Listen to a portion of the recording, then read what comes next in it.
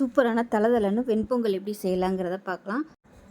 இப்போ ஒரு பவுல் எடுத்துக்கலாம். இதில் ஒரு கப் அளவுக்கு பச்சரிசி சேர்த்துக்கோங்க. பச்சரிசி சேர்த்துட்டு நல்லா 4-5 தடவை கழுவிட்டு நல்லா ஒரு 15 நிமிஷம் ஊற வச்சுக்கலாம். எந்த கப்பில் அரிசி எடுக்கிறோமோ அதே கப்பில் 3/4 கப் அளவுக்கு பாசிப்பருப்பு நல்லா கழுவிட்டு ரெண்டையும் ஒரு குக்கரில் சேர்த்துக்கலாம். குக்கரில் சேர்த்துட்டு நல்லா ஒரு 6 கப் அளவுக்கு தண்ணி சேர்த்துக்கலாம். தண்ணி சேர்த்துட்டு அதில் கொஞ்சமாக உப்பு, கொஞ்சம் நெய் போட்டுட்டு நல்லா ஒரு 6 விசில் விட்டுட்டு ஸ்டீம் போனதுக்கப்புறம் எடுத்தோம்னா நல்லா சூப்பராக தலதலன்னு ரெடியாக இருக்கும்.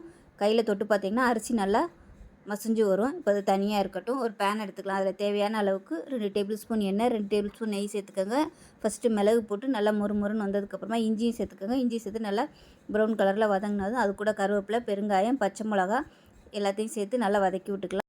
அது கூடவே ஒரு கைப்பிடி அளவுக்கு முந்திரி பருப்பையும் சேர்த்து நல்லா செவந்து வந்ததுக்கப்புறமா பொங்கலை சேர்த்து கொட்டினோம்னா அருமையான தலதலன் வெண்பொங்கல் ரெடி ஆயிடுச்சு. டேஸ்ட் நல்லா அட்டகாசமாக இருக்கும். ஒரு தடவை இது மாதிரி ட்ரை பண்ணி பாருங்கள். அருமையாக இருக்கும்.